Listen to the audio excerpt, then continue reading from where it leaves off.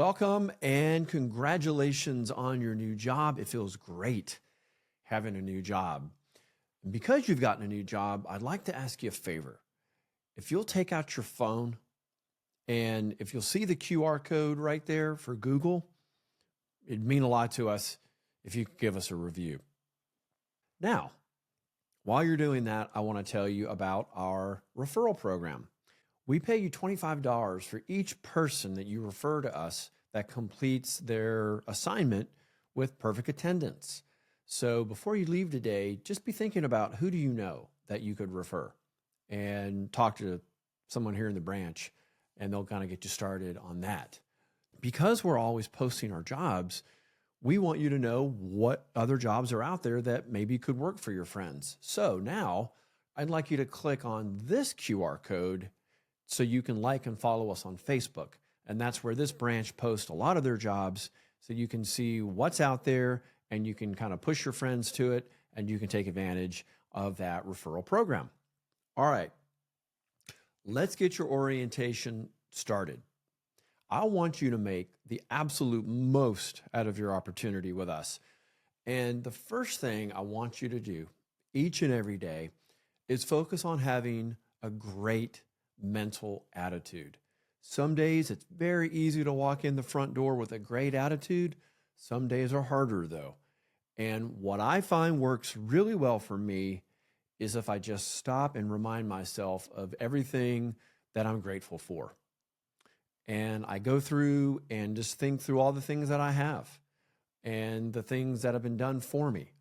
And that tends to get me moving in the right direction and it puts me in a better mental attitude. So whatever you need to do, take that time, get yourself in that right mental state before your shift each and every day. All right. Now, along with that, I want you to get plenty of rest because some of the shifts we work here, they're long, right? You might be working a day shift. You might be working a night shift, whichever one it is. I want you to get as much sleep as you can because it will affect your performance. And I want you to be your best every day. And along with rest, you've got to eat good food and snacks and drink plenty of water. If you neglect any of those things, it really could affect how you feel at work and it'll affect your performance. And I want you to keep that job. I want you to keep that paycheck. Now, speaking of working hard and doing a great job and keeping your paycheck, I do want you to work hard every day and take advantage of this new opportunity. I think good things come to people who work hard and have a great attitude. It shows up because not everybody has that every day. And if you bring that attitude, you will stand out. And speaking of standing out, that'll help you make a great first impression. First impressions are what they say. It's your only time to make them. So one way to make a great first impression is to learn your responsibilities quickly on that first day. Do everything you can to really understand what it is that you're being asked to do, and that'll help you make that great first impression right away. Another thing you can do is be on time every day. Show up 5, maybe 10 minutes early. Get prepared. Maybe that's the time you work on the mental attitude by just giving yourself a few minutes before the shift starts. You see, we actually do have an attendance point system, and you need to take that seriously because if you accumulate 9 points for being late, leaving early, or a no call, no show, you're going to add up your points. And when you hit 9, your assignment will be ended. Now, we have a dress code.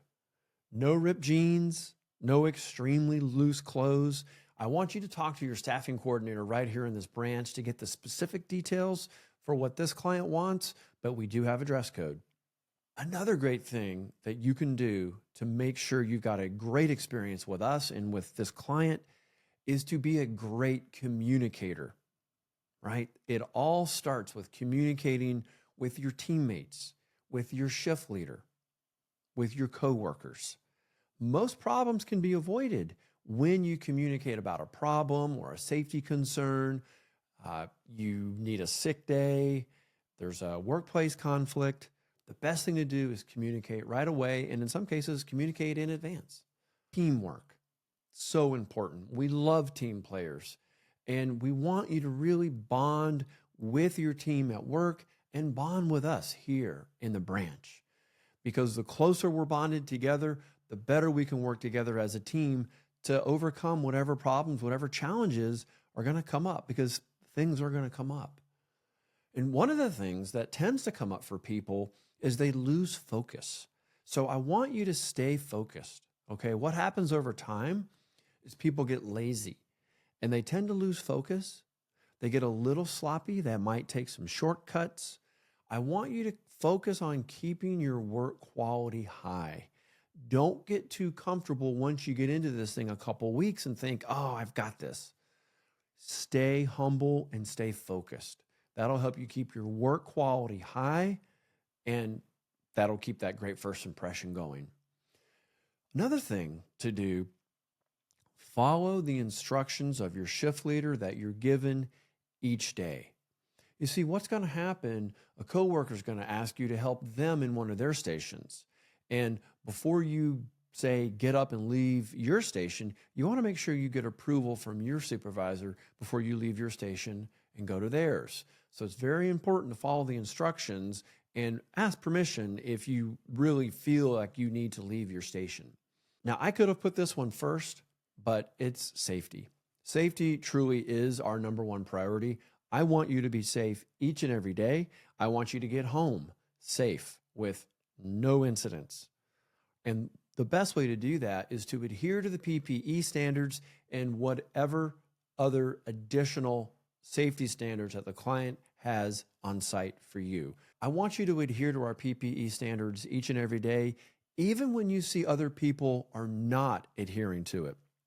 You can't control someone else, but you can control yourself. And I don't want you to find yourself in a situation where, had you just been wearing your gloves, had you just been wearing your glasses, such and such wouldn't have happened. Okay. The best way to prevent it is just to keep your PPE on at all times. Let's move to something a little more serious, even more serious than safety. And that's how to handle a conflict when something goes wrong at work. Let's be honest. I mean, things are going to happen. And when a conflict is present, I don't want you to get defensive and start arguing. The best thing you can do, just work on keeping your emotions in check. Take a big breath, relax, and remember, you're in the situation, so you have to take responsibility for yourself, right? Don't start blaming others. That's not going to help your situation when you're doing that. And always show a good attitude if you're involved in a conflict and someone is coming to you and trying to help you fix the situation, make the situation better. Show a good attitude about fixing the problem, about fixing the mistake, and getting better. Most of the time, showing a good attitude is the best way to get out of a conflict about anything happening there at work. Time cards. You are responsible for clocking in and clocking out each day. And that also includes clocking out for lunch and clocking back in for lunch. I want you to pay attention to that every day. So make sure your time is being recorded accurately. Now, we do pay weekly based on verified time cards. And that's the key word there, verified. I can't pay you accurately until your time is verified. Who verifies it? The client. That's why you need to be checking that accuracy daily. So if there is an error, if there is an IT issue that's happening that is preventing you from logging in or logging out, you need to notify us right away. Call the branch, call your shift leader over. Do that immediately. That goes back to that communication. Communicate immediately. For any reason your check is not right, remain calm, call the office, and know we will do everything we can to get your hours verified and we'll get you paid as soon as possible. But there are scenarios when time hasn't been checked, time wasn't verified, and the cutoff period is missed. And that means that pay doesn't come till next week. Let's talk about a few things not to do at work before we finish with how to get promoted to a shift supervisor.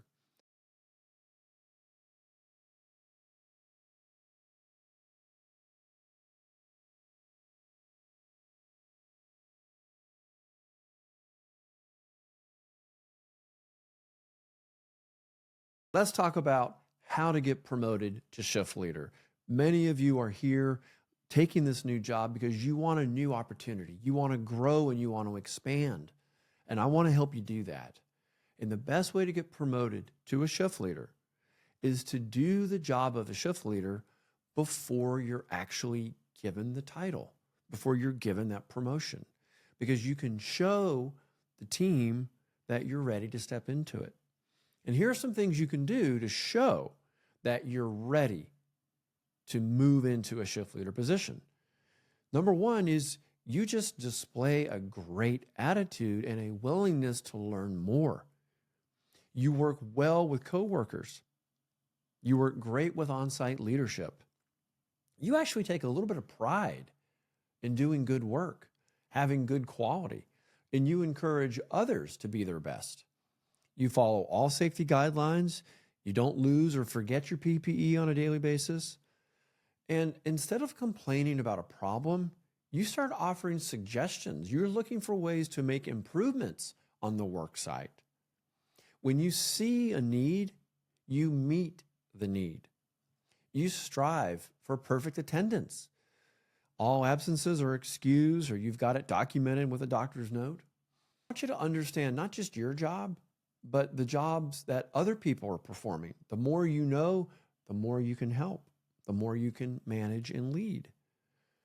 And finally, be patient. Don't expect to be promoted in 30 days. The best way is to act as a leader and show management that you're ready and you can step in and do the job. I wish you all the success in the world in your new job.